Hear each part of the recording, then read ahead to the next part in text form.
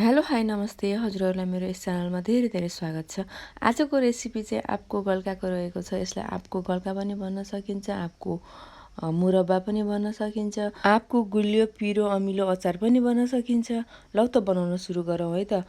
पहिला यसको लागि चाहिँ काँचो आँप लिनुपर्दछ। आँपलाई चाहिँ पहिला राम्रोसित धोइ पखाली यसको बोक्रा फाल्नु पर्दछ। मैले यसको सबै बोक्रा फालेर कुन सेपमा हजुरहरूलाई काट्न मन लाग्छ त्यो सेपमा चाहिँ काट्नुहोस्। लामो चौडा अनि चारकुने स्क्वायर जुन सेपमा काटे पनि हुन्छ। मैले चाहिँ ऱ्यान्डम सेपमा काटेको छु। हजुरहरूले लामो लामो सेपमा काट्दा पनि हुन्छ। आफूलाई मनपर्ने साइजमा चाहिँ यसलाई काट्नु पर्दछ। यो आँपको गल्का जुन अचार डब्बामा अचार हाल्न नमिल्नेवाला अलिअलि पहेँलो पाक्न लागेको जस्तो आँपहरू हुन्छ नि, यदि हजुरहरूले त्यसको पनि बनाउनुहुन्छ भने त्यसको पनि एकदमै धेरै मिठो हुन्छ। यो चाहिँ अलिअलि मात्रै पहेँलो हुन लागेको छ, तर यो काँचो आँप नै हो। त्यसमा चाहिँ खासै फरक चाहिँ परेन। मैले चाहिँ यो सबै आँपहरूलाई ऱ्यान्डमली नै काटेँ, सानो सानो टुक्रा बनाएर। हजुरहरूले लामो सेपमा नै काट्नुहुन्छ। यदि हजुरहरू मेरो च्यानलमा नयाँ हुनुहुन्छ भने प्लिज सब्सक्राइब गर्न चाहिँ नबिर्सिनुहोला। सबै आँपलाई मैले चाहिँ यस्तो ऱ्यान्डम सेपमा काटेको छु। यो पहेँलो पहेँलो चाहिँ राख्दा राख्दै भएको हो। मैले चाहिँ तेल बसालेँ। अब यसमा मैले फोरमहरू फुराउँदैछु। त्यसमा मैले 1 चम्चा मेथी फुराएँ, त्यस्तै 1 चम्चा मैले जिरा फुराएँ। अब यसमा मैले चाहिँ ज्वानो फुराउँदैछु। 1 चम्चा मैले यसमा ज्वानो हालेँ। अब चाहिँ यसमा मैले 1.5 चम्चा कलौजी हालेको छु। कलौजीको मात्रा अलिकति बढी राखेको छु। त्यस्तै मैले यसमा 2 चम्चा सौफ हालेको छु। सौफले एकदमै मिठो बास्ना दिने, एकदमै स्वाद बढी बनाउने भएको भएर चाहिँ सौफको क्वान्टिटी मैले धेरै राखेको छु। अब मैले यसलाई सबैलाई चलाएँ। अब चलाइसकेपछि मैले माथिबाट यसमा खुर्सानी पनि फुराउँदैछु। मैले 4-5 वटा रातो खुर्सानी फुराएकी छु। हजुरहरूले नफुराएर धुलो खुर्सानी हाल्दा पनि हुन्छ। अब यसमा मैले सबै आँप अघि काटेर राखेको आँपहरूलाई हालेँ र अब यी आँपहरूलाई एकदमै राम्रोसित चलाउनु पर्दछ। यो सबै अघि पुराएको फोरमहरू चाहिँ यो आँपहरूमा मजाले मिक्स होस् त्यो हिसाबले हामीले चलाउनु पर्दछ। अब यसमा चाहिँ मैले 1 चम्चा नुन हालेँ। नुनको क्वान्टिटी कति हाल्ने हो त्यो पनि आफूले विचार गर्नु होला। अझ मैले चाहिँ सेतो नुन कम हालेको छु, किनकि यसमा मैले बिरे नुन हाल्दैछु।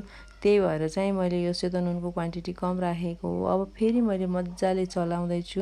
यो चलाइसकेपछि चाहिँ यसमा मैले बेसार पनि राखेँ। मैले चाहिँ बेसार यसमा 1.5 चम्चा जति राखेको छु। हजुरहरूलाई कतिको कलर आउँछ बेसारमा त्यो अनुसारले राख्नु होला र मजाले चलाउनु होला।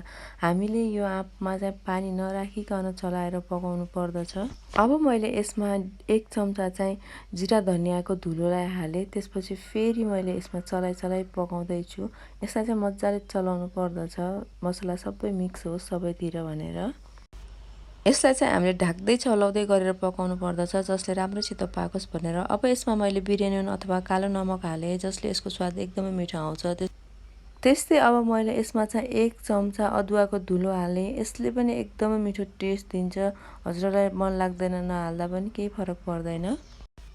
अब फेरि मैले यसलाई चलाइ मजाले पकाउँदैछु एकछिनसम्म। यो लगभग राम्रोसित पाकिसकेको छ। अब यसमा मैले चिनी हाल्दैछु। यो चाहिँ नाप्दाखेरि 1.5 कचौरा चिनी जति छ। हजुरहरूले एकर्डिङ टु योर टेस्ट हाल्न सक्नुहुन्छ, अथवा हजुरहरूले यसमा चाहिँ भेली राखेर पनि पकाउन सक्नुहुन्छ। तर चिनी राख्दा चाहिँ धेरै टाइमसम्म चाहिँ बिग्रदैन, त्यही भएर मैले चिनी राख्दैछु।